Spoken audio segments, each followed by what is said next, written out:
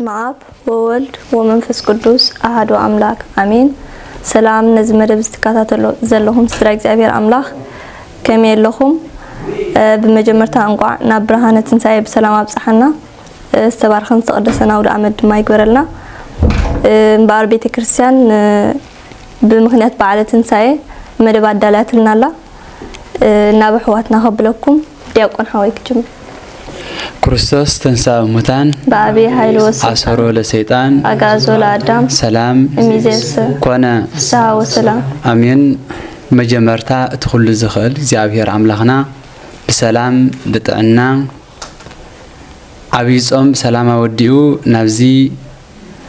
ብርሃነ ትንሳኤ ውስጥ ለዘብጽሐና አምላኽ አቦታትና ስሙ ሎምን ዘለዓለምን ዝኸበረን ዝተመስገነ ይሁን አሜን። እሺ ቀዳሜ ተሕቱና ሓተ ካዲያቆን ሐወይ ትንሳኤ ማለት እንታይ ማለት እዩ? እሺ ትንሳኤ እንታይ ማለት እዩ እንዝብል ሕቶ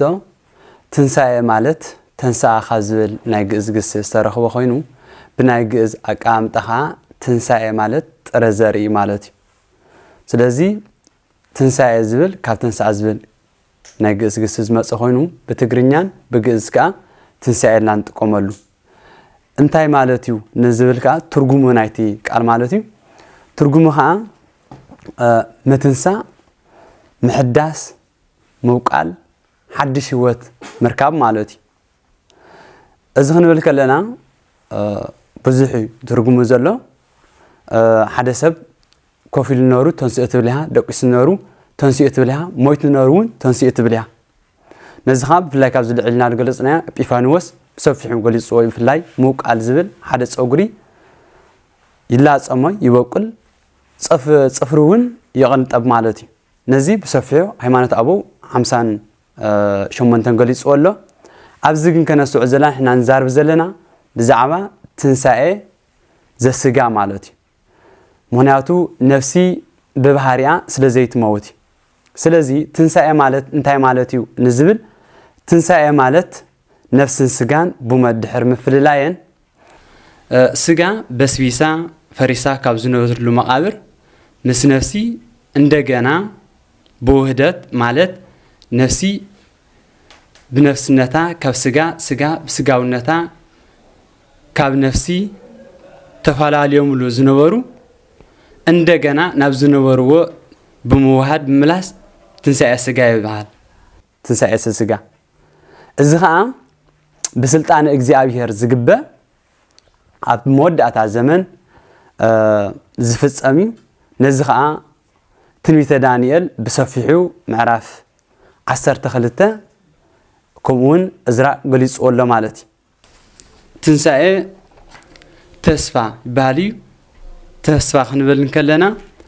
ነቲ ዘይርአ ነገር ከም ዝርአ ገርካ ዘይኮነስ እንታይ ዳ ትንሳኤ ማለት ነቲ ዘይርአ ነገር ከም ዘሎ ገርካ ምእማኒ ማለት እዩ። ትንሳኤ ክንብል ከለና ሊቃውንት ቤተ ክርስቲያን ብፍላይ ከዓ 318 ሊቃውንት ቤተ ክርስቲያን ትንሳኤ ማለት እንታይ ምዃኑ ክገልጹ እንከለዉ ኩሉ ግዜ ኣብቲ ቅዳሴ ኾነ ኣብ ኩሉ ዕለታትና ንገብሮ ወንስየፎ ትንሳኤ ሙታን ወሂወተ ዘይመጽእ ለዓለመ ዓለም እንታይ ማለት እዩ? ወንስየፎ ትንሳኤ ሙታን ወሂወት ዘይመጽእ ትንሳኤ ሙታን ከም ዘሎ ንኣምን ናይ ዘለዓለም ህይወት ከም ዘሎ እውን ንኣምን ወንስየፎ ትንሳኤ ሙታን ተስፋ ንገብር። ስለዚ ትንሳኤ ሙታን ካብ ምስጢራት ቤተ ክርስቲያን ሓደ ኮይኑ ገና ማለት እዩ ካብ ዘይተፈጸመ ንዝመጽእ ከም ዝፍጸመልና ተስፋ ብምግባር እንኣምኖ ምስጢር እዩ። ነዚ ከም ንኣምኖ ዝገብረና ከዓ ኣምላኽና መድሓኒና ኢየሱስ ክርስቶስ ካብ ሙታን ተፈልዩ በኹሪ ትንሳኤ ብምዃኑ ቅዱሳን መላእኽቲ ነጊሮምና ንሕና እውን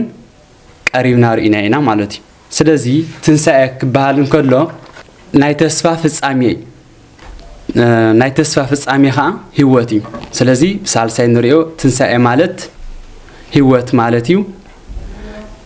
ህይወት ካብ ብዙሕ ገጻት ይዘለዋ ህይወት ክንብል እንከለና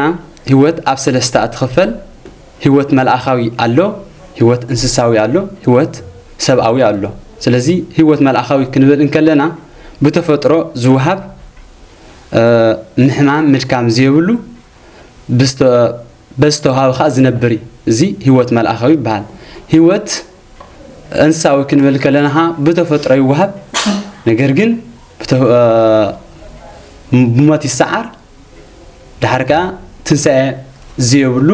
እዚ ናይ እንስሳታት እዩ ትንሳኤ ሰብ ከዓ ካብዚ ናይ እዚኦም ፍልይ ብዝበለ ማለት እዩ ብተፈጥሮ ይውሃብ ብሞት ይወሰድ ብትንሳኤ ዘጉባኤ ከዓ ይትንስእ እዚ ክንብል ከለና ግን እቲ ዝሕዝናዮ ዘለና ስጋ ኢና ሕዝና ዘይብስብስን ዘይመውትን ኮይኑ ዝትንስእ ማለት እዩ ኣብ ነፍሲ ከዓ ዝነብር ዘይሓምም ዘይመውት ማለት እዩ ስለዚ ትንሳኤ ክንብል እንከለና ነዚ ከም ተቀዲመ ዝገለጽክዎ ማለት እዩ ኢሳይያስ ኮነ ዳንኤል ኣቀዲሞም ገሊጾም ነሮም እዮም ነቢ ኢሳይያስ እንታይ ይብል ኣብ ምዕራፍ 28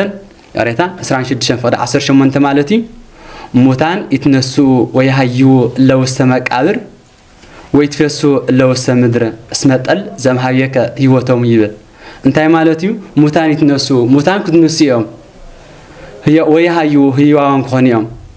ከመይ እስመ ጠል ዘምሃብየከ ህይወቶም ካብኻ ዝተረኽበ ጠለ መንፈስ ቅዱስ ህይወቶም እሞ ሙታን ይትነስኡ በለ ምክንያቱ ኣቀዲሞም ብዙሓት ተንሲኦም ነሮም እዮም ንኣብነት ኤልያስ ንወልደ መበለት ከተስኦ እንከሎ ካብ ዝነበረ ተንሲ ወለተ ኢያይሮስ ከዓ ካብ ዝነበረተ ተንሲኣ ማለት እዩ ከምኡውን ኣልዓዛር ተንሲኢኻ 40 ዓመት ፀኒሑ እንደገና ዳግማይ ሞት ዘለዎም እዮም እዚ ንብሎ ዘለና ግን ዘለዓለማዊ እዩ ማለት ዳግማይ ሞት ዘይብሉ ስለዚ ነዚ ከዓ ሐዋርያ ቅዱስ ጳውሎስ ማለት እዩ ኣብ ቀዳማይ ቆሮንቶስ ምዕራፍ 15 ኩሉ ምዕራፍ ተሪእና ብዛዕባ ትንሳኤ ሙታን እዩ ዝዛረብ ማለት እዩ 52 ጀሚሩ ነገር ግን ኣብዚ እንታይና ንህና ንትወለጥ በምዕር ከመቅጽበት ዓይን ንህና በቅጽበት ክንልወጥ ኢና ይብል እንታይ ስለ ዝኾነ ንህና እስመ ጠል ዘምሃብየከ ህይወቶም ዝበልና አንተ ቀዲምና ካብኻ ዝተረኽበ ጠለ መንፈስ ቅዱስ ህይወቶም እሞ ሙታን ይትነስኡ ብሓፈሻ በኣይ ብድኹም ማለት እዩ ዛዕባ ትንሳኤ ብዙሕ ነገር ዝበሃል እዩ ካብቲ ካብ ብዙሕ ማለት እዩ ብጭልፋ ካብ ባሕርስ ብጭልፋ ከም ዝበሃል ብጭልፋ እዩ ብፍላይ ከዓ ሊቁ ኤጲፋኒዎስ ነዚ ብዛዕባ ትንሳኤ ክዛረብ እንከሎ ማለት እዩ ኩሎም መጽሓፍቲ ብዛዕባ ትንሳኤ ዘይተናገሮ መጽሓፍ የለን ብሉይ ኮነ ሓዲስ ኮነ ሊቃውንቲ ኮነ መነኮሳት ብዛዕባ ትንሳኤ ዘይተነገረ መጽሓፍ የለን ከምኡውን ስብከትና ዜማና ቅዳሴና ተኾነ ብዛዕባ ትንሳኤ ሙታን ኩሉ እዩ ዝነገር ነዚ ከዓ ኤጲፋኒዎስ ማለት እዩ ኣብ ሃይማኖት ኣበው ብፍላይ ከዓ 59 በኣይ መካን ይትረከብ መጽሐፍ ዘይዘከረ ትንሳኤ እንታይ ማለት እዩ መጽሐፍ ብዛዕባ ትንሳኤ ሙታን ዘይጠቐሰ ዓንቀሲ ኣበይ ይርከብ ምባል የድንቆ ማለት እዩ ምክንያቱ ከምዚ ቀዲሞ ክገልጾ ፀናሕኹ ብዛዕባ ትንሳኤ ኩሎም መጽሓፍቲ ብዛዕባ ትንሳኤ ሙታን ይዛረቡ እዮም ቅጽል ኣቢሉ እንታይ ይብል ኣድኒኦ ፀኒሑ ማለት እዩ ቅድመ ዘከረ ደመ ዓብየ ለጻድቅ እምድህረ ሞቱ እንታይ ማለት እዩ ድሕሪ ሞት ቅድሚ ኩሉ ደም ጻድቅ ኣቤል ከም ዝዘከረ ይብል ምክንያቱ እቲ ኣብ ዓለም ቀዳማይ ሟት ዝኾነ እንታይ ኣቤል እዩ ማለት ስለዚ ንኣቤል ምዝካር ማለት እዩ ናይ ኣቤል ምማት ናሃትና ምማት እዩ ናይ ኣቤል ምዝካርኻ ናሃና ትንሳኤ ምባልካ መተርጉማን ሃይማኖት ኣበው ገሊጾም ኣሎ ማለት እዩ እዚ ኸዓ ካበይ ዝተወስደይ ዕብራውያን ምዕላፍ 11 ፍቅዲ 4 ክሳብ 6 ማለት እዩ ብሞቱ ሞይቱ ከላ ገና ይዝከረ ይብለና ንመን ንኣብየል ስለዚ ኣጠቃልል ከነብሎ እንከለና ብዛዕባ تنساء مالتي تنساء مالت تماهرنا أميننا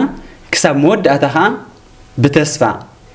صنعنا هيوت نرهبلو تنساء مالت تسفى مالتي تسفى مالتك هيوت مالتي هوتك أملاخنا مدحيننا يسوس كريستوسي بحس أرزبالة نزي يمثل بزعبة تنساء يعني لي الشدي يقول حوي قال هوت يسمع لنا أصفحكم قلتكم لنا يهم كابز قد إلى دما نابقري حوي حتى نباها مالتي نايقوتانا يسوس كريستوس تنساء كمي نيرو بزعبو استنقرو تنبيتاتك انتاي نيرو زبل مالتي الشيء بمجمرتا دياقون حونان قاليوت يسمعلنا امين قاليوت يسمعلنا اصفحو كمهرنا صنيح مالتي بزعبا تنساء مالت انتاي مالتي زبل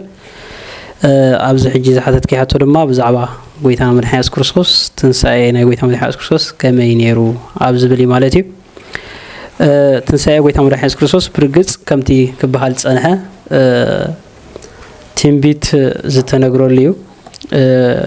ስለዚህ ትንቢት ጥራሕ ለይኮነ በዓሉን ሰማያዊ አምላኽና ወይታ መድኃኒት ኢየሱስ ክርስቶስ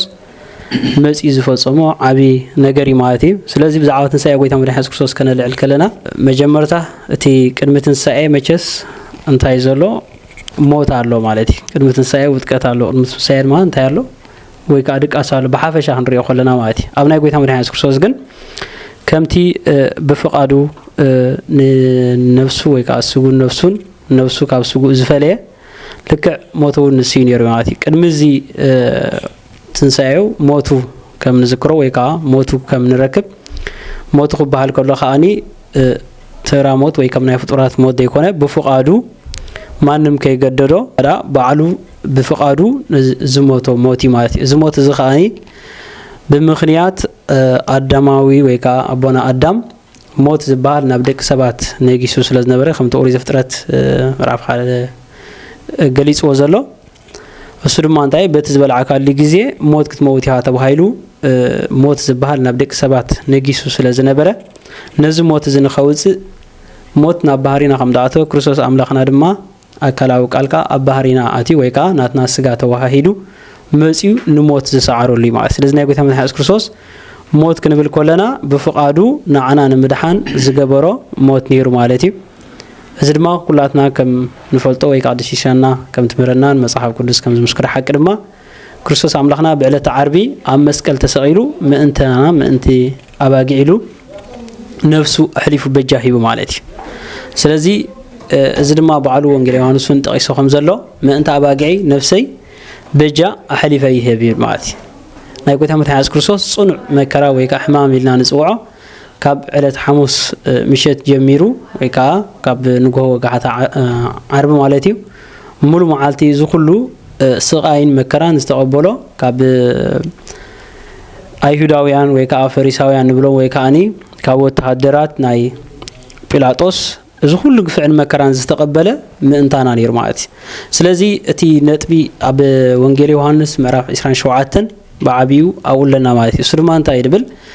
أتا نايقويتا من حياس كريستوس مجمرتا نسون نفسو بعلو مسفلة أبز جزية ساتهم نخقبر ويكا يوسيفن كومدما نيكوديموسن نايقويتا من حياس كريستوس سجون نخجنزو حاتي توم نيرو أبز جزية زغا توهيبو مالتي أبز جزية زي نساتهم فاد أملاخ مسكبروا أبز جزية زجن حدا قداي كأني بايهود تبيلو نيرت أتي مجمرتا نايقويتا من حياس كريستوس نكسقلوا ويكا كساموت كبصحوا دليا زنبرم أيهود بقناعتي معتي منياتو أبعافو حاصل زيت رخبة ولا حنت بدل زيت رخبة نساتهم جن بقناع تلعيلهم ويكا بدفون لبي أكندي اتزمس المسيح مني إلهم مرميرهم مسنا يبولي كدان مصحفتي فتشهم تنبيتي سياس كم زلو معتي إنه دنقل كتنس ودما تولي داز بالزلو أكند العام بيبهم اتزمس المسيح مني لهم بتخكل زمرمرو نساتهم جن بقنعنا كي مرمرو دايدا بقنعن بتنقلن نساتهم قبل عقوية من حياة كريستوس إذ كله قفعي مرما مس أحزابيان زخانو نجسات تماخيرهم نزم الكرازي تساتف تقينا من معاتي سلازي أزون بزك يبقى عندنا دما دك أمزامرتو تنسيو كيبرو مو كابت قدامي دحرايو متان كي جدد حجي نعو بصنع كن قبرينا لهم ንሳቶም ከኣኒ ጎይታ መድሓኒት ኢየሱስ ክርስቶስ ዝተቀብረሉ መቃብር ሓድሽ መቃብር እዩ ዝቀበሮ ድማ መጀመርታ ንከቀብሮ ፍቃድ ዝሓተቱ ዮሴፍ ዘአርማትያስን ከምኡ ድማ ኒቆዲሞስን እዮም ማለት እዩ ኒቆዲሞስ ከለና ኣብ ወንጌል ዮሐንስ ምዕራፍ 3 ዘሎ ታሪክ ንረኽቦ እዩ ማለት እዩ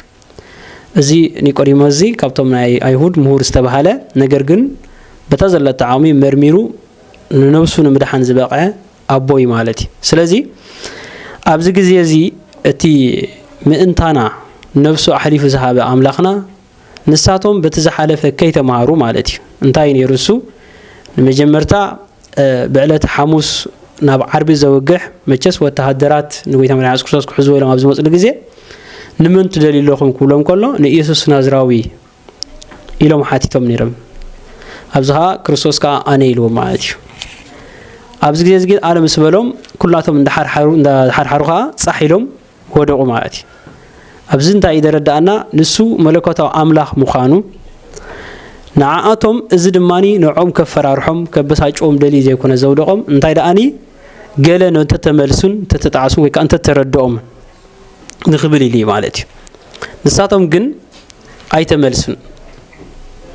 እንደገና ድማ ወዲቆም ከብቅዑ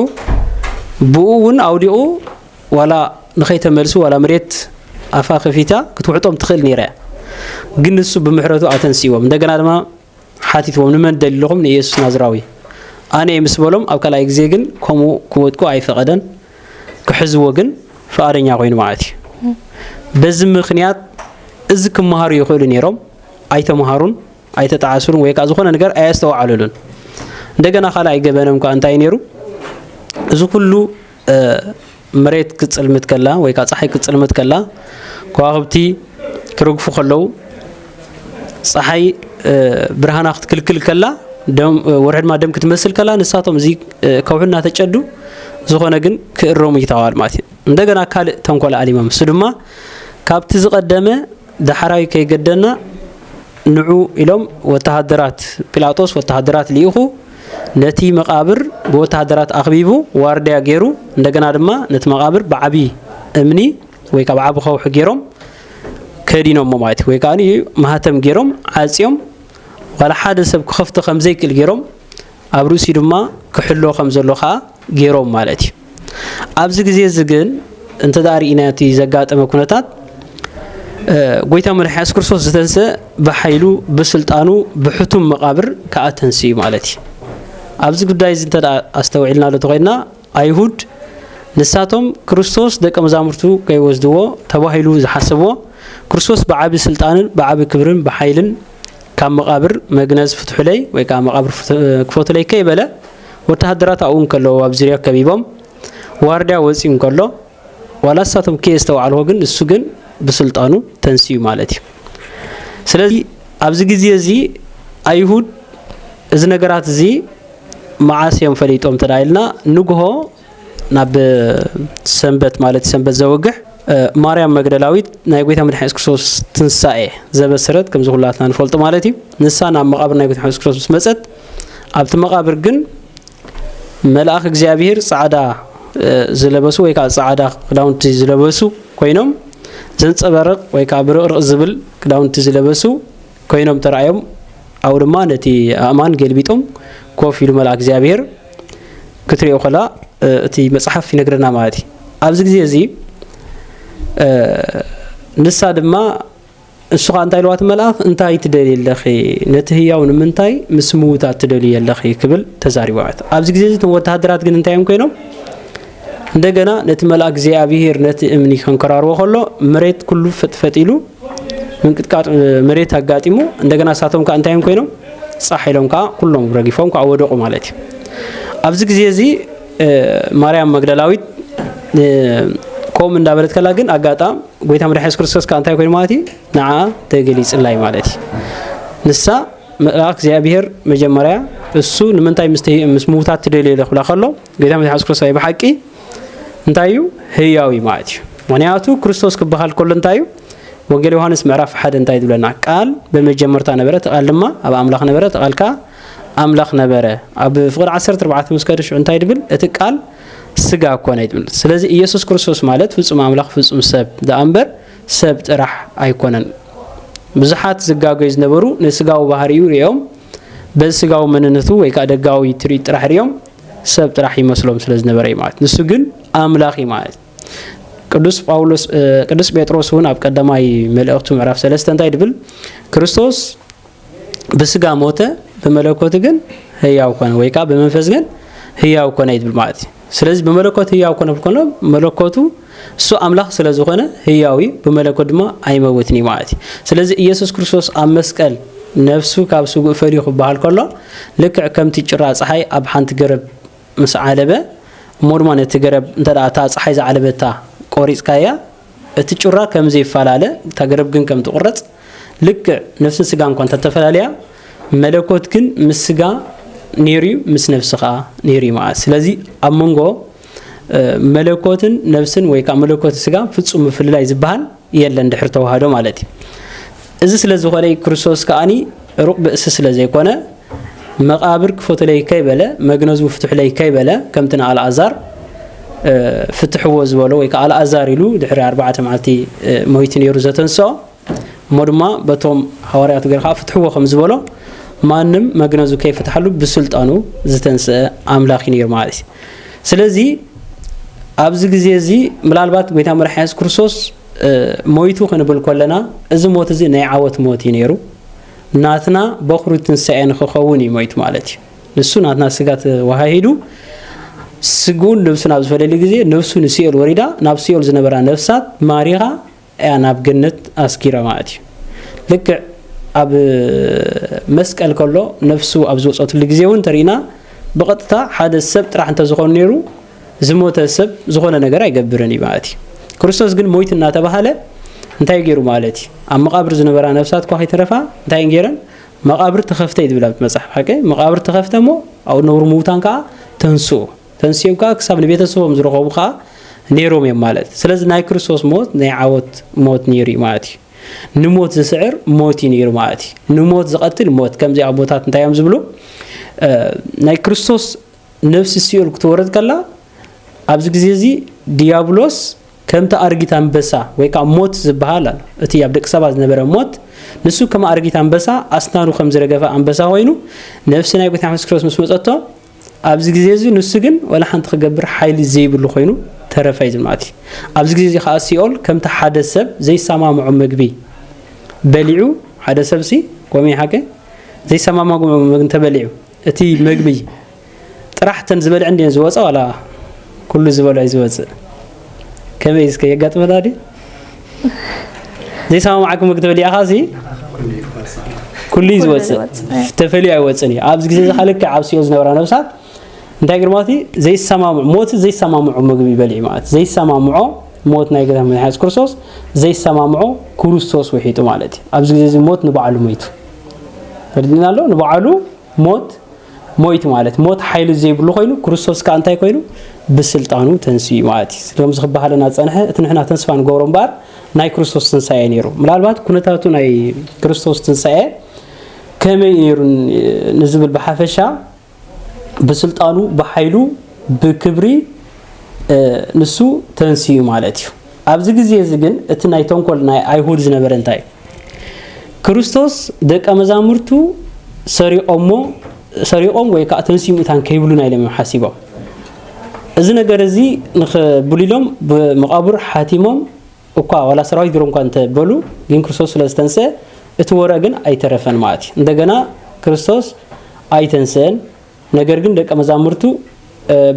መዛሙርቱ ግን ፍሒሮም ታገሮም ሰሪቆም ወይሎም ካ መሽን ከውር ጀሚሮም ኣብዚ ብፍላይ ፖፕሽነዳ ኣብ ትንሳኤን ኣስተንትኖት ብል መጽሓፍኩም ብዛዕባ ሰፊሕ ጽሒፎም ኣለው ማለት እንታይ ድብልሱ بحقي نزمر مرسبن نزستوعل نسب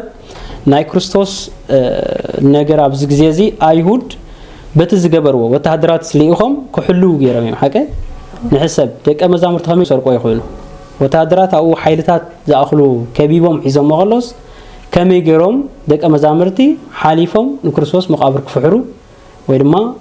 ከልዕልዎ ነቲ እምነቲ ይካሎም ሓደ ወታደራት ብብዝሕ ኣለው ካልኣይ ዋርዲ ኣለው ሳልሳይ ድማ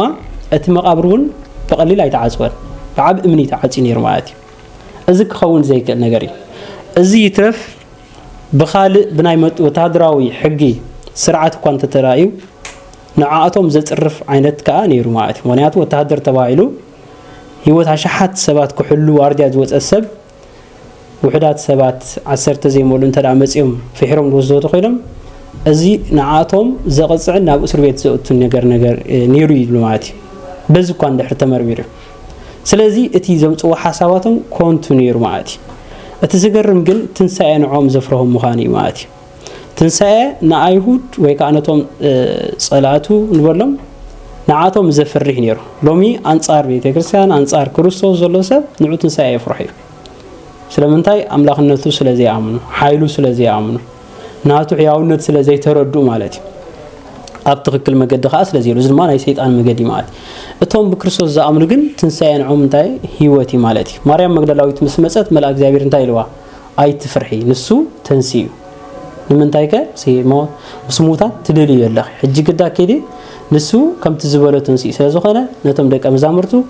نقليلا كقدما ميلو معتي كريستوس مسيون لك كميلون مستنكالت هنستخلى معتي سلازي نايقوتا مرح كريستوس تنسي بماريام مغدلاويت ويكا بقدسان حواريات زتمسكري نيرو እንደገና በዓሉ ቤተመርሐ ኢየሱስ ክርስቶስ ተንሲዩ እንደገና ድማ አብጽ ቤት ከለው ቤት አላዛር ከለው ድማኒ ክርስቶስ ብዕጹ ገዛ መጽዩ ሐዋርያት በትዝነበረና አይሁድ ምክንያት ፈሪሖም አብጽ ገዛ ብዝነበሩ ጊዜ መጽዩ ስግን ወላ ሓደ ዘልኩለ ዘይብሉ ሰላም ንዓኻትኩም ይኹን ይሉ ብዕጹ ገዛ አቲ ማለት እዚ ደረዳና ድማ ብሕቱም መቃብር ናይ ምትንስኡ ዘረዳና እዚ ጥራሕ ከይኮነ ከዓ بحثم دنجلنا تتأنيسو بحثم دنجلنا كم استولدون عبي مرجعجسي. سلزي كريستوس إذا زخنا مخنيات سبات نافطراتي ملكته خند أمبر إذا زخنا نجرجن بمنتهى زخان زلوا حيرك زيابير. معناه نعمل تتأنيسو هون بالكلام أملاغي تتأنيسو. كل سلزخل بحثم دنجلنا تتأنيسو بحثم دنجلنا خا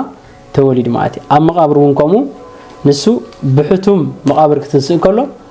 أملاغ سلازو خني معاتي سلازي نايدم قريت عمل حاسك كريستوس تنساي نيعاود تنساي نيرو ناتنا بوغري تنساي نيرو أراينا نيرو قبلك كم رومي بعرف شديشة زبلون أتوم بيس كريستوس زموتنا ويكا بيس كريستوس تتم على زبلنا كلاتنا نكريستوس كم زلمسنا ويكا علي نكريستوس أموتو كم زحبرنا يدو أيتفولت إني خمي بالقدس باولس معاتي سلازي تنساي ملالبات كين وحوات كا يلا حسب بلو كم تخجلت صنحة نايكروسوس تنساي بعبي حيلن سلطانن بكبر نيرو بعبي دما نعنا نمدحان تبايلو كريستوس أملاخنا قدام أي بحر تنساي خيرو زتنساي نيرو تنساي دما نعنا نتاي عواتيو دحر تنساي زخلو ناي حواريات سبكت زقصله دحر تنساي ناي حواريات كبر ونستقلته حواريات كريستوس تزيتنسي كونتينيرو سبكتهم 3 عامات زاكل مسؤول استقعزوا كونتينيرو اذا كله بايهود استصرفو ነገር كونتينيرو ማለት كريستوس تزيتنسي سبكتاي مهالون ማለት ስለዚህ ትንሳኤና አና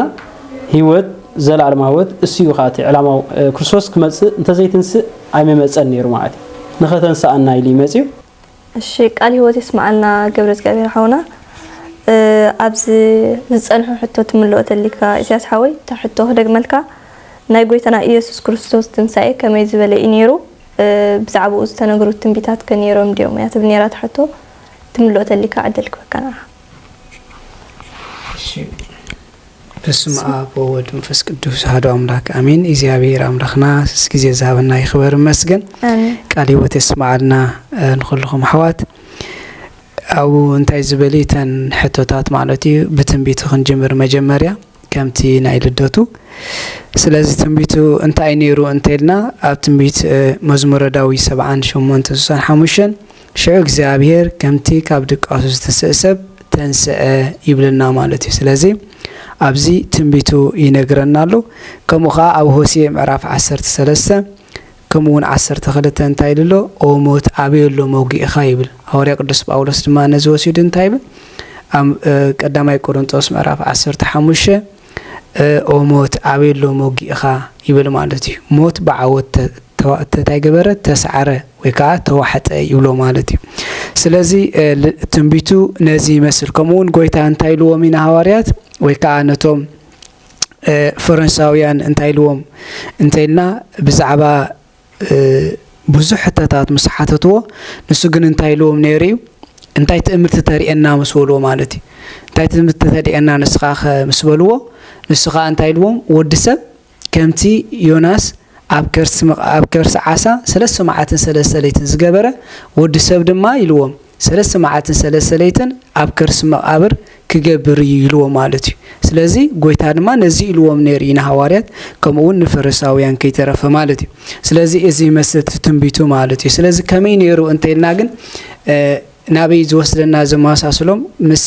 ልደቱን ምስ ትንሳኤን ዘማሳስሎም ነገራት አሉ ማለት እዩ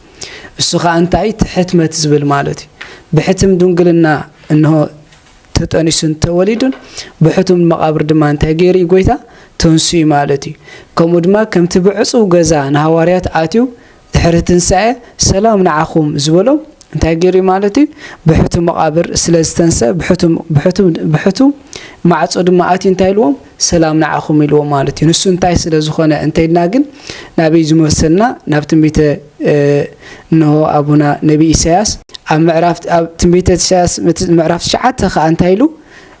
ንሱ ብርቱዕ አምላኽ ኢልዎ እሱ ብርቱዕ አምላኽ እዩ ስለዚ ከመይ ትንሳኤው እንተይና ብርቱዕ አምላኽ ስለዝኾነ እንታይ በስልጣኑ ነይሩ ማለት እዩ ኣዲና ቅድስት ድንግል ማርያም እንታይ ኢላ ማለት እዩ እቲ ኩሉ ዝኽእል ዓበይቲ ነገራት ገበረ ሌላ ንሱ ኩሉ ዝኽእል ስለዝኾነ ንሱ ኩሉ ዝኽእል ስለዝኾነ ብሕቱም መቃብር እንታይ ገበረ ተንስአ ማለት መቃብር ክፎትለይ ከይበለ እንታይ ገበረ ማለት እዩ ተንስአ ይብለና ማለት ስለዚ ናይ ትንሳኤው ነዚ መስል ሕጽር ብዝበለ እግዚአብሔር ዝሰኣነ ነገር ስለዘየለ ንሱ አምላኽ አማልክት ስለዝኾነ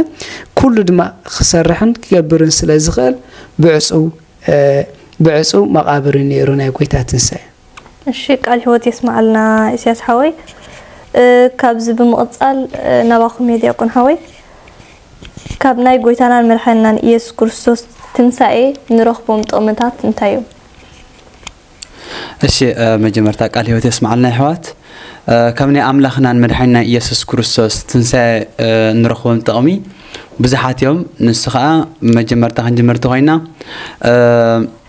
ትምህርቲ ኣምላኽነቱ ንሱ ኣምላኽ ከም ዝኾነ ማለት እዩ ነዚ ከዓ መሰረት ዝኾነና ሊቃውንቲ ቤተ ክርስቲያን ኣብ መእተዊ ናይ ኣንድምታ ገልጾሞ ዘለው ተንስአ ከመይ ምሃረነ ተንስኦ ስጋቲነ ይብሉ እንታይ ማለት እዩ ንሃትና ምትንስአ ምንቲ ክምህረና ንሱ ተንስአ ይብለና ስለዚ ናይ ኣምላኽና መድሓኒና ኢየሱስ ክርስቶስ ትንሳኤ ንሃትና እንታይ መይትና ከምደይ ንተርፍ ንኣብነት ነዚ እተን 5 ኣዕማደ ምስጢራት ቤተ ክርስቲያናስ እተን መሰረታውያን ዝኾናን እዚአን ከዓ ኣብ 3 ይኽፈላ ማለት እዩ እቶም ክልተ ምስጢረ ስላሴም ምስጢረ ስጋውያን ተማሂርና ኣሚንና ብእምነት እንቕበሎም ማለት እዩ እቶም ክልተ ከዓ ምስጢረ ጥምቀትን ምስጢረ ቁርባን ከዓ እንታይ እዚኦም ኣሚንና ብግብሪ ከዓ እንፍጽሞ ካብዚኦም ሳልሳይ እንታይ ምስጢረ ትንሳኤ ሙታን ማለት እዩ እዚ ትንሳኤ ሙታን ከዓ ከም ተቀዲመው ዝገለጽዎ ብእምነት እንታይ ብእምነት ኣሚንና ተስፋ ከም ንገብር ከም ንትስእ ናይ ዘለዓለም ህይወት ከም ንረክብ እንታይ ገብር ዝነግረና ምክንያቱ ከም ሐዋርያ ቅዱስ ጳውሎስ ዝበሎ ኣነሲ ይብል 5 ቃላት ክዛረብ እፈቱ ንሳቶም ከዓ ኣእማዲሃ ለቤተ ክርስቲያን ሳካ 5 ኣእማዳት ይብል ምክንያቱ ነዚኦም ዘይፈለጠ ሓደ ክርስቲያን ምስ ክርስቶስ ንኸነብር ምስ እግዚአብሔር ኮኔት ክገብር ከማን ኣይክእል ምስ ክርስቶስ ዘሎ ርክብ ዝሓፀረ ዝኾነ ስለዚ ምስጢረ ትንሳኤ ኣምላኽነት ናይ ኣምላኽና መድሓኒና ክርስቶስ ከዓ ብዝግባእ ንርዳእ ከመይ ንስኹም ዝተቐዲሙ ክግለጽ ጸንሐ ንሱ ብሕቱም ድንግልና ከም ዝተጸንሰ ብሕቱም ድንግልና ከም ተወልደ ነዚ ከዓ ሊቃውንቶም ዝረ ንኸረዳእና እንታይ ገይሩ ብሕቱም መቃብር ተንስአ ይብሉ ነዚ ከዓ ብስልጣኑ ኣርኣየ ስልጣኖ ላኢሎሞት ይብልካ ቅዱስ ያሬድ ነዝገበሩ ማለት እዩ ስለዚ ኣምላኽነት ኣምላኽና መድሓኒና ኢየሱስ ክርስቶስ ብዝግባእ ንምሃር ማለት እዩ ብኻልእ ናይ ኣምላኽና መድሓኒና ኢየሱስ ክርስቶስ ክንምሃሮ ማለት እዩ ትንሳኤ ዘክርስቶስ ኣሎ ማለት ናይ ኣምላኽና መድሓኒና ኢየሱስ ክርስቶስ ትንሳኤ ኣሎ ትንሳኤ ዘሰብ ኣሎ ትንሳኤ ልቦና ኣሎ ማለት እዩ ድሕሪኡ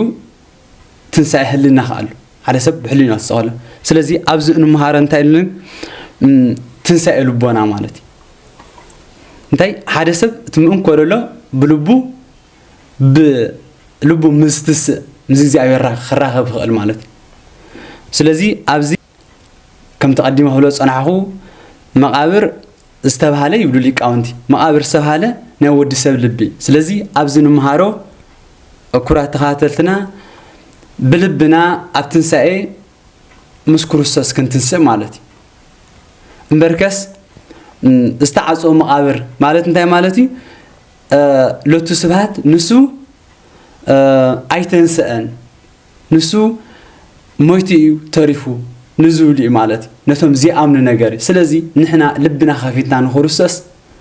مسكروسس كنتنسأ لنا مناتو أب هلو مزجوبكم هلو لبكم مزجوبكم أبزلوا لبهم على يبل مناتو لبنا مسكروسس نحرت خوينو هنتسينا أبزي خلاي مالتي كلا سالساي مالتي مودعتا بقى تحساس وانا مالتي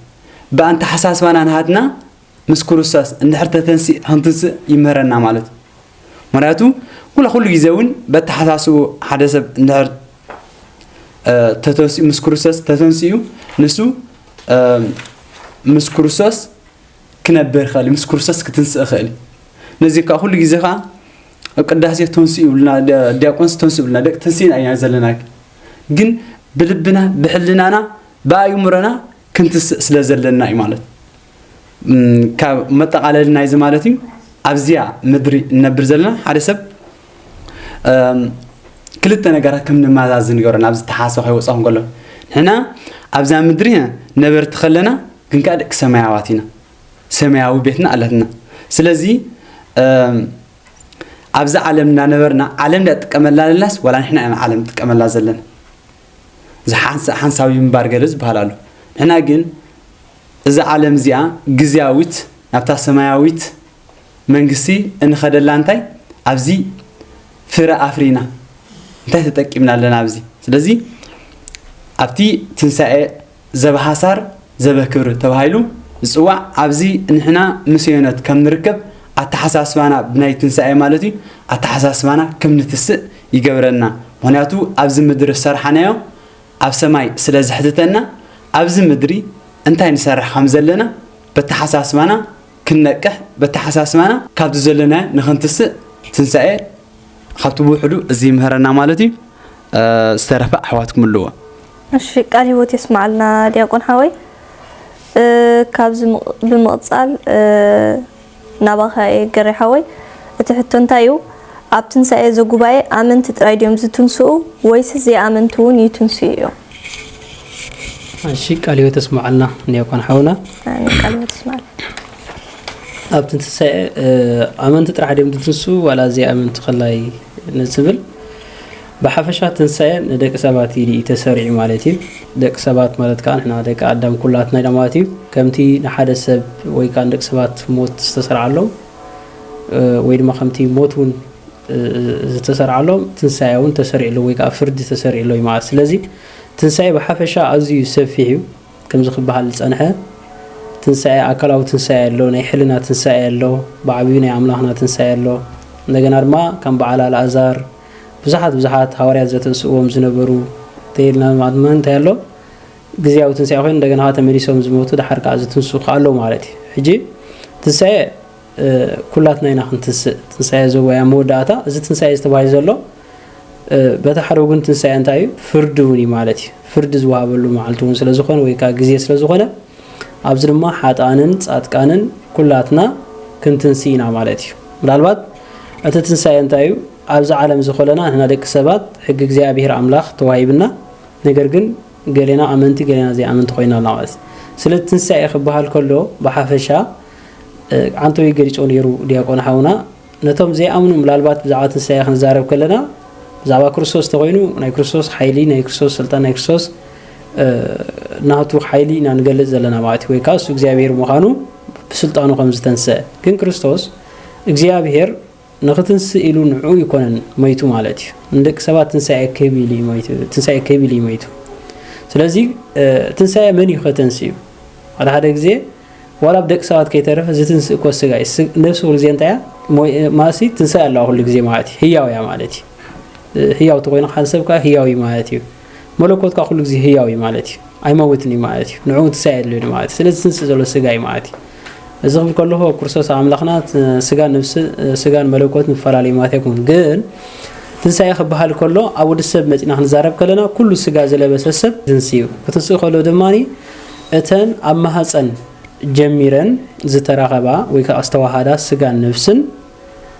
دحر جزء بحساب نيرن دحر جزء جن علم أغيلو دي ويك بموت كابز عالم زي مستفل عليه عندنا المخلا جزء كراخبين ماتي لذي سجاب زنبرنيرو نفس خاء ويبسيل صنيحة ويك أبجنت صنيحة عندنا أمود داتا فرد عالم دماني ملكات تنافعه كلاتنا ديك سبات نبزير عملاق نفرد قرب الجزء ماتي تنسى جنزت رأيي كونه تنسى خان بعلو فتح زوها بوليو فردخن بالكلنا مجلس سخان عبز خيد سخان سيول سجا جنت رأي كونه طيدا بتخكل فردنا نسمع عليه بتخكل مالتي سلمنتاي منقص أملاق توها بالخا بتخكل بحيل إجزيابير نعنا زجل صناي أتوم زحجوسو أزيم كحجوسو مالتي أتوم زحزنون أزيم زحزنون معلتي مالتي أوكي بتخكل ون أتوم زفردو سبات كا بتخكل سلمنتاي ناب سير يخورون وين أبغى هنفسات خدلو بقلصي زنقرلهم معلتي مالتي سلست تنسى مات نحن دك سبات كيف لتنايو أملاخ ناب زدلي دقتونا ليكونه بقلصي مسكرسوس عبد المكرسوس قريبنا كلاتنا هلاي تنسى أنت لنا فتح زوجلي نعمت فتح سلمتاي ديوز كساب حجي كم ناي تنسى أجير فتحي أي وزنا له أب تنسى إزخوم فتحي أبز عالم جاك صاحب جي أي وزنا له ونياتو أب عالم بزحت جزات له بزحت بيت فردتات له بزحت جبنات كأس تفز أمر عالمنا زنا برزلنا عندنا الفتح زي وصلوا بسبات كأ بزحات له معي راح أمنتي كنا نتنسى أبز عالم زي فتح زي رخبو فتح رخبو بزقبهم فتح زي رخبو سبات أبتك زيتك فتح رخبو يا معتي عندنا تنسى ني حدنت معالتيو ني متحقق معالتيو ني حقوس معالتيو اتهم نزبانات تفل عليهم نبر سجان نفس راح يكونس بيت السب كوينهم انقان تفل عليهم زنبرو بهص اننتهم اديم غديفاتهم زخدو حواتهم زغدفهم ابستفل علي سدت فح زبلسب امود داتا እግዚአብሔር አምላክ ንቅ ሰባ ዘረخولو معالتي معاتيو زعلت زي ناي حقوس دستاي እንደገና ድማ ናይ ፍርድ معالتيو በተሐደها እንዳይና እንደና ትንሳኤ በትክክል እቶም ቁንዓት ዝከሐስሉ ይማati ምክንያቱ ኣብዚ ዓለም እዚኣ ቁንዓት ሰባት ኣይከበሩ ንዓለም ብርሃን ክኾኑ ዝተኣኹ ሐዋርያት ተሪናኳ ንሳቶም ናብዛ ዓለም እዚኣ خلاخሉ በሐቂ ልዕሊ ሓኪም ናይዛ ምድሪ እዚኣ ሓካይብ ነይሮም ማለት እዩ ልዕሊ መማህራን ናይዛ ዓለም እዚኣቶም ንሳቶም መማህራን ነይሮም ኣብ ዓለም ክኸብር ዝግብኦ እንተዳ ምሁር ተኮይኑ ልዕሊ ሐዋርያት ምሁር ኣይነበረ ንሳቶም መለኮታዊ ሓሳብ ዘለዎም እንደቅ ሰባት ካ ህይወት ዝኾኑ ሰባት ብርሃን ናይ ደቅ ሰባት ነይሮም ማለት ምክንያቱ ካብታ ሓቀኛ ብርሃን ክርስቶስ ዝመንጨው ብርሃን ስለ ዝነበሩ ማለት ዓለም ነዚኣቶም እንኳ ይተቀበለት በዓቢን ክርስቶስ አምላክና ይተቀበለት ነታ ሰማይን ምድርን ዝፈጠረ አምላክ ዝወለደት አዲና እስማርያን ከማን ዓለም አይተቀበለታ ወል 15 ዓመት ከላ አባ ሀገራ ፍትሕ ዘይ ወጻለ ኦኬ ወል 15 ዓመት ኒሳት ወይ ከአሕርስተ ተሐይዛ ከተበቀ አብ ዓዳን አባ ሀገራን በህዝባ ይኹን በቲ አሉ ዝባል አخبار ሕግ እኮ ፍትሕ ዘይ ረኸበት እንደገና ዝተሰደድ ንወዳ ሐይዛ ፈቀዳ ግብፅን ካልን ከርተት ዝበለት መጽያውን በቅሳነት ዘይ ነበረትላ አዲያ ነይራ ማለት ስለዚህ ትንሳኤ ክንብል ከለና በሐቂ አዝዩ ዝሕጉስ አዝዩ ደስት ክኾን ከሎ ነቶም በዓመፃን በኻልን ክፋት ዝመላሰወትካ በሐቂ ዘጨነቕ እዩ ምክንያቱ ወላ ናይ ቅዳሴ እንታይ ኣብዚ ግዜ ዝንብዓን በዓሲ ልክ ካብ ውሕጅን ካብ ምንታይ መሆን ለና ካብ ውሕጅን ለዓሊ ንብዓት ክፈስስ እዩ ኣብቲ ግዜ አዲያ ንጓላኳ ኣይ ከተድሕናን ያ ማለት ስለምታይ ናይ መወዳእታ ስለ ዝኾነ ማለት ስለዚህ ትንሱ ብዛዕባ እዚ ነቢ ዳንኤል እንታይ ደሎ ኣብቲ ዳንኤል 12 ፍቅዲ ክልተ ካብቶም ኣብ መሬት ምድሪ ደቂሶም ዘለውስ ብዙሓት ገሊኦም ናብ ናይ ዘለዓለም ህይወት ገሊኦም ከዓ ናብ ናይ ሕፍረት ናብ ናይ ዘለዓለም ነውርን ክባራበሩ እዮም ይብል ማለት እዩ ስለዚህ ትንሳኤ ኣብቲ ግዜቲ ወላ ራእይ ዮሐንስ ምዕራፍ 14 እውን ገሊጽዎም ዘሎ እቶም ቁንዓት ሰባት እቶም ከፈቃዱ ዝተመላለሱ ሰባት ናይ ዘለዓለም ህይወት ሓጎስ ደስታን ክረኽቡ ከለው እቲዮም ካኡ ንእግዚአብሔር ከይኣመኑ ወይ ድማ ተማዒዶም ዘይሰምዑ ኣብዚ ዓለም እዚኣ ንግዚያዊ ናብራ ጥራሕ ነበርቲ ዝመስሎም ነገር ግን ሰብ ኮይኑ ፍርድ ተሰሪዕሉ ማለት ወይ ከዓ ዘላለም ህይወት ከዓ ኣለዎ ማለት ስለዚ በዚ ምክንያት ንሓጣንን ንጻድቃን ብማዕረና ክንትስእ ከለና ግን እቶም ቁንዓት ሰባት ሕጊ እግዚአብሔር ሓልዮም ከም ፈቃዱ ዝተመላለሱ ንኽብሪ ክትንስኡ ከለው እቲኦም ከዓ ንሓሳር ንውርደት ይትንስኡ ማለት ኣብዚ ናይ ብሓቂ ምናልባት ብዛዕባ ትንሳኤ ከምዚ ብሰፊሕ ንምግላጽ ኣይኮነን ማለት እዩ ንጥበበኛስ ሓንቲ ቃል ያተኣኽሎ እዩ መጽሓፍ ሓቂ ስለዚ እቲ ዋና ክመሓላለፍ ዘለዎ ነጥቢ እንታይ እዩ ክርስቶስ ኣምላኽና ንደቂ ሰባት ከድሕን ኢሉ ይመጽእ እዩ እቲ ዋና ነጥቢ ድማ ብዛዕባ ዝመጽእ ትንሳኤ ክንሓስብ ደይኮነሲ ሕጂ ክንትንስኢ ዝግባአና ትንሳኤ ናይ ደቂ ሰባት መዓስ ይጅምር ተይልና ብጥምቀት ይጅምር በጥምቀት ምስ ክርስቶስ ሞይትና ምስ ክርስቶስ ኢና ንትንሳ ኣብ ጥምቀት ማለት እዩ ጥምቀት ሓድሽ ህይወት ይውህብ በጥምቀት ናይ ክርስቶስ ኣባል ትኾን በጥምቀት ምስ እግዚአብሔር ሓደ ትኸውን በጥምቀት ምስ ኣባል ቤተ ክርስቲያን ኮይንካ ሓድነት ኣብቲ ጉንዲ ወይኒ ኢየሱስ ክርስቶስ ትስረት ማለት እዩ ስለዚህ እንተ ኣብ ክርስቶስ ተሰሪትካ ተለሃልማ ተንሲኢኻ ኣለኻ ማለት እዩ ስለዚህ ካብ ክርስቶስ ወጻኢ ዘሎ ሰብ ግን ሞይቱን ወዲቑን እዩ ዘሎ ማለት እዩ ስለዚ ዝኾነ ሰብ እንታይ ንኸም ዘለና ዋላውን ብስነ ምግባር እንተዳ ወዲቕና ተለና ክንትንስእ እዩ ዘለና ማለት እዩ ኣብዚ ግዜ እዚ ነዚ ዕድል ተጠቂምና እንተዳ ተንሲኢና ኣብቲ ዝመጽእ ዝሕፍር ኣይኮነን ምክንያቱ ክርስቶስ እንታይ ኢሉ ኣሎ ኣብ ወንጌል 11 ትንሳኤን ህይወትን ኣነ ማለት እዩ ምክንያቱ ክርስቶስ ተንሳእ ሓደ ትንሳኤን ህይወትን ስለ ዝኾነ እዩ ክርስቶስ ዝተሰንሰ ንሱ ዋሃቢ ህይወት ስለ ዝኾነ እዩ ወንጌል ዮሐንስ ምዕራፍ 5 እንታይ ይብል ከምቲ ኣብ ንሙታት ህይወት ዘቦም ወልድ እውን ንሙታት እንታይ ገብሮም ህይወት ይቦም ኢሉ ማለት እዩ ስለዚ ህይወት ዝህብ ስለ ዝኾነ ተንሲኡ ንባዕሉ ህይወት ስለ ዝኾነ ተንሲኡ ስለዚ እምበር ኣብ ክርስቶስ ዘለዉ ድማ ኩነኔ ይብሎም ማለት እዩ ኣብ ክርስቶስ ተዳሊና ኩነኔ ይብልና ኣብ ክርስቶስ ምህላው ማለት ግን እንታይ ማለት እዩ ከምዚ ኣንቲ ዝግለጽ ነበረ ብክርስቶስ መይቱ ንዓና ዝሃበና ጸጋታት መብጽዓ ኣምላኽ ዝበሃሉ ምስጢራት ኣሎ ማለት እዩ ስለዚ ናብዚኦም ደረጃ እዚኦም ንክንመጽእ ድማ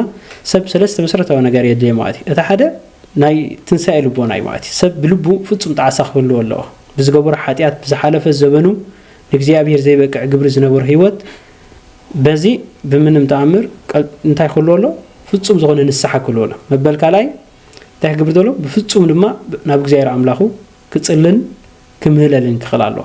እቲ ሳልሳይ ናብ ኣቦታት ካህናት መምጻእ እዩ ማለት እዩ ናብ ማሕበር ክርስቶስ ንምሕዋስ ካህናት እንታይ ገብሩ እዮም ማለት እዩ ብኑዛዜ የቢሎም ነቲ ምስጢራት ንኽሳተፉ ድማ በቦታት ካህናት ምስጢራት ናይ ክርስቶስ ንካፈል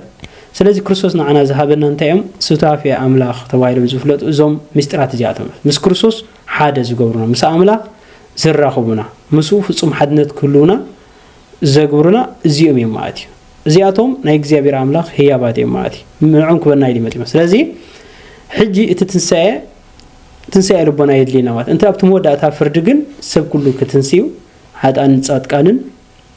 ብየማኑ ብጸጋም ወላ ወንጌል ማቴዎስ እውን ገሊጽዎ ዘሎ ንሓጣንን ጻድቃንን ብየማኑ ብጸጋሙን ከቕቡም ኢሉ ኣሎ እዚኦም ንደቂ ሰባት ንኹላትና ዝምልከት እዩ ብዛዕባ እዚ ቅዱስ ጳውሎስ እንታይ ኢሉ ኣብ ቀዳማይ ቆሮንጦስ 15 ጀሚሩ እወ ምስጢር እነግረኩም ኣለኹ ይብል ኩላትና ክንልወጥ እምበር ኩላትና ኣይ ክንድቅስኒና አይድል ማለት ስለዚ እንታይ ይበሎ መጀመርታ ምስጢር እነግረኩም ኣለኹ ማለት ምስጢር ትንሳኤ ሙታን ተባሂሉ ዝፍለጥ በቅዱስ ፊክሽን ምስጢር ተባሂሉ ዘሎ ኣምላኻዊ ስራሕ ስለ ዝኾነ ተመራሚርና ክንበጽሕ ዘይከኣለና ስለ ዝኾነ እዚ ድማ ምስጢር ዘብሎ ንኣብነት ስጋና በስቢሱ ኣብ ፍቆዱ ተበቲኑ ዝነበረ ገሊኡ ሰብ እንስሳ ዝበልዖ ወይ ከዓ ኣራዊት ዝበልዖ ክኸውን ከሎ ገሊኡ ኣብ መቃብር ብስነ ስርዓት ተቐብረ ክኸውን ይኽእል ገሊኡ ኣብ ባሕሪ ዝተሃለ ዝተፈላለየ ነብስን ስጋን ንዘመናት ተፈላለየ ነይረን ከመይ ገይረን እየን ናብ ንቡር ዝምለሳ ኣብዚ ግዜ እዚ ሰባት ብልብሲ ተኸዲና ይኩና ንመጽእ እንታይ ደኣ ብሓዲስ ሰብነት ኢና ክንትስእ ማለት እዩ ስለዚ እዚ ድማ እንታይ ይረዳእና እግዚአብሔር ኣምላኽ ክፈጥረና ዘይጸገሞ ዳግም ከተንሳእና ወላ ሓንቲ ኣይሸግሮኒ ሓደ ሰብ ነዛ ገዛ እዚኣ ዝሃነፃ እንተዳ ኣንያስ ዳግም ክሕድሳ ይጨንቆ ዲ ምሕዳስ ይዘድሊ ዘሎ ማለት እምበር ካብ መጀመርያ ክትፈጥሮ እዩ ነገራት ከቢድ ክኸውን ዝግባኦ ወዲ ሰብ ድማ ከም ትፈልጦ ካብ ሓመድ ካብ ማይ ካብ መሬት ካብ እሳት ኖ ምስ ነፍሲ ዋሃይዱ ባዕሉ ሰብ ገይሩ ዝፈጠረና እግዚአብሔር ኣምላኽ ማለት እዩ ስለዚ እቲ ትንሳኤናትና እንታይ እዩ ንኽብሪ ትንሳኤ ናይ ክርስቲያን ትንሳኤ ናይ ክብሪ ትንሳኤ እዩ ብሓንሳእ ብቕጽበት ብዓይኒ ድማ بتنا حبري كل ملخت دحر ملخت اتملاق كنفاحيمو توم موتا دما بزي حلف كتنسيهم نحناون كنلوطينا الشيء قال هو تسمع لنا قري حوي مساق اصلا بالكا كن اب وانجيل يوحنس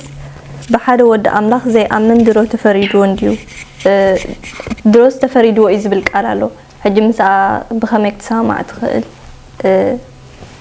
هو كنصلنا قلتي تي قال كم تخلت صنحكي تي زي امنه درو تفريد ولا تود حد بحد ود املاح زامنه كن كدحني يدبل مالتي ስለዚህ እዚ ቅድሚ ግንታ ያሉት ጥቅሲ ተዳሪና ያው ማለቲ ኣብ ወንጌል ዮሐንስ ምዕራፍ 3:17 ጀሚሩ ወላውን ልዕሊል እንታይ ይድብል በተሐደ ወዱ ዘአመነ ዘበለ ኩሉ ናይ ዘላለም ህይወት ምንት ክረክብ እንበር ከይጠፍእሲ አምላኽ ነወዱ በጃ ክሳዕ ዝህብ ክሳዕ ክንዝን ዓለም አፍቀራ ይድማቲ ንኹሉ ዓለም ከም ዘፍቀሮ ይነግረና ኣሎ ምክንያቱ አምላኽ ነወዱ ናብ ዓለም ዝላኣኾ ዓለም ብኡም ምንት ክድሕን እንበር ንዓለም ክፈርዲሉ ኣይኮነን ይዝብል ዘሎ ማለት እጂ እንተዳታ ተሓቱ ትሪና እዚያን ባዕላ ምሳት ጋጨት መስል አምላኽ ነወዱ ዝላኣኾሲ ንዓለም ከድሕን ዳንበር ክፈርድ ኣይላኣኾን تحتي لقنتا يبل اتبو زامن اي كفرودني اتبو زي امن غنا بحر ود املاح سلازي امنه درو تفريد والله يدبل مالتي اسنتاي ماتي ويكا حج خفوردوي اي بل انت درو تفريد والله يزبل زلا درو تفريد ومالت انتاي مالتي اقدمو كم زبلنايو سبات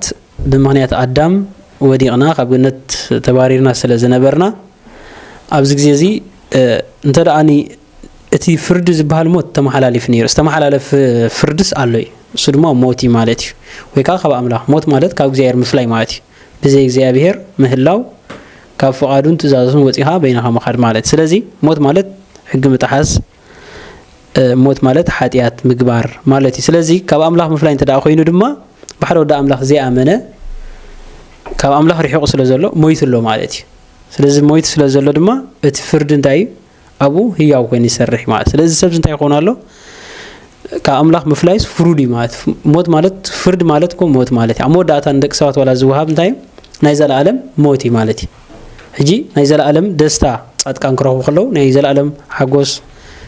ናይ ዘላለማዊ ህይወት ምንባር ክረኽቡ ከለው ተም ጻድቃን እቶም ሓጣንካ ዘላለማዊ ሞት እዮም ዝረኽቡ ማለት ስለዚህ ኣብዚ መገድ ዝሞት ይዘሎ ማለት ምክንያቱ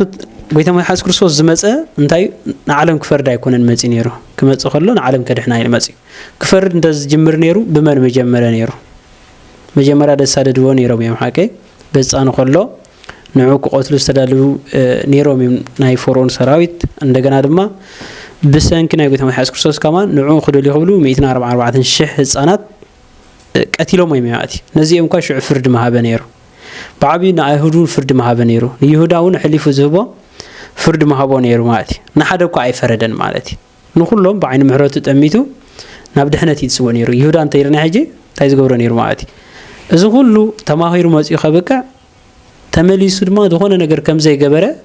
اتزاز عزاكاس انا دخوني خوون قائلو تزاري مالتي اب على تعامس ويتامل حاس كرسوس ما دي ابسر علوك زي مالتي سلازي نتم لسقلوكا محرتي غيرلو او ابوز غورو ايفلنيما يقربوا له بيمات ስለዚህ እዚ محرت እዚ ይትረፍዶ ኣብቲ ግዜቲ ኣብዚ ሕጂ ግዜ እኳ ክርስቶስ ኣይፈርድኒ ማለት ፍርዲ ኣሞዳታይ ማለት እዚ ድማ ብድሕሪኡ ዘዓለም ዚኣ ኣብቂዓ ናይ ዘላለም ህይወት ንረኽበሉ ናይ ዘዓለም ዚኣ ናብራ ኣብቂዑ ዘላለም ህይወት ንረኽበሉ ግዜ ክመጽ ማለት ስለዚህ ኣብዚ ቃል ዘረዳእና ዘሎ ድሮ ተፈሪድዎ እዩ ዝብል ዘሎ እምበር ሕጂ ክፍረዶይ ኣይበለን ማለት ድሮ ማለት ዝሓለፈ ይኹል ግዜ ሓቀ ድሮስ ተሓላሊፍሎ ማለት ስለዚህ ሰብ ክወጽ ጥራይ ዘሎ ማለት እንተ ዘይ ኮይኑ ግን ኣብ መገድ ሞት ዘሎ ይዝብል ዘሎ ዝቃል ማለት ብሮህ ተኮይኑ ቆም ተኮይኑ ኣሕዋት ምልእ ብሎ ማለት እሺ ቃል ህይወት ይስማዓልና ካብዚ ብምቕጻል ናባኸ ሲያስ ሓወይ እታሕቶ እንታይ ኣብ በዓል ትንሳኤ ከመይ ክኸውን ዘለዎ بمخنيات بعل تنساي تبهيلس تفرلي عينت أبع لا نرينا مالتي بمخنيات بعل تنساي تبهيلس نابنت كونسرت يداري بزح كار نجرس يدارون هرلو حجسي نحنا كم كريستيان متن بخمينا هنا بلزلنا كم يكون هرلو بعل تنساي أصبح بالكا تجيزها الشيء قالوا تسمعنا نخلهم دقامة آمين قالت أبعالة تنسى كما يكون زلوتنا كم تسمو بمتنسى يكون زلو حدا ودسب نحنا داك سب كلتا نجر يدينا مالتي نسخة أنتاي تنسى زلوبنا تنسى زوجبان على مالتي تنسى زلوبنا مالت بيوته سجان نفس إن كلنا أنت خنقبر كلنا مالتي كنت سن كلنا ناب أملاك كوجئنا هزلنا تامي قوار مالتي متنسى مالتي حجي أبسلس سخن كفلو نخلي على زمالتي السخاء أنتاي بلوبنا متنسى مالت عبلبنا أنتاي زلو مفلات مالتي عبلبناس أنتاي مليئلو كمتي ونقل لك واسيلو دولو معراش الدشف قدر وعن حمشن اتهياو سب كابتي صبو مزقب لبو صبو يوصيلو سلاز كاب لبنا زلو أنتاي كيم دي زلو حاتيات زلو بصل السملاء دي كون زلو بمفللاي السملاء دي زلو بقيمتا السملاء دي زلو لبنا بمنتاي مليئلو اندحد ازمدي حالي تلبنا جننا ايتس اننا لنا مالتي سزاب تنسى كم تسمو تنسى زلو بونا يلينا نسخه انتاي كم تهوري قدس باولس تويس وزلو انتاي جبر منفس يلينا مالتي فقري ناب أملاخ مملاس بملء اللبخا خمت بنا قدس داويت زبلو نسخايلو أو أملاخ ننصه لبي أنت تقولني خان أي تنعقني خانيلو السخا ننصه لبي وكانت تتعسى لبي أنت تقولني خان أي تنعقني خان نسخان تتعسى لبي أي تنعقني خان أو إغزابير ننصه لبي فتأر الليك أي بالمشمال سلازي إغزابير ننصه لبي كهبنا تخنقبر مالتي ناو كنتس كنملس إزي زلنا مالتي كم سالسي نتمن ترينا واغانا مفلات واغاي انتايو أنس انتاي مبال مالتي أبزي وقت زي استخفلنا واغاسي مفلات نسخة انتايو تنبيتي إيسياس معراف 53 انتايلو بحقي نسو حمامنا تصوريلو نسو قنا بسر قبلنا قوسلين بسر عبسانا تخدكته مقطعتنا بورده نحنا بسنبرات حاونا سلازي بسنبرات نايقوي تحاونا نحنا مأتان سلام كنربر سلازي واغانا مفلاتكا ابتنساي اقداسي مالتي واغانا انت ناينا خاش انتاي نقبر مالتي ناب املاخ نتنسى ناب املاخ نملس كابتو وديقنا يزلنا سلازي هوريا قدس باولس ون انتاي للو كريستوس من تحاتياتنا موتيلو سلستخفلنا واغالو هوريك دس باولوس نسخاتكم بورق امبرور نايكونكم نستعدكم يدو بورق امبرور نعنا نخرد أنا إلي بمنتاي مخماساسو لي هناك ناي كريستوس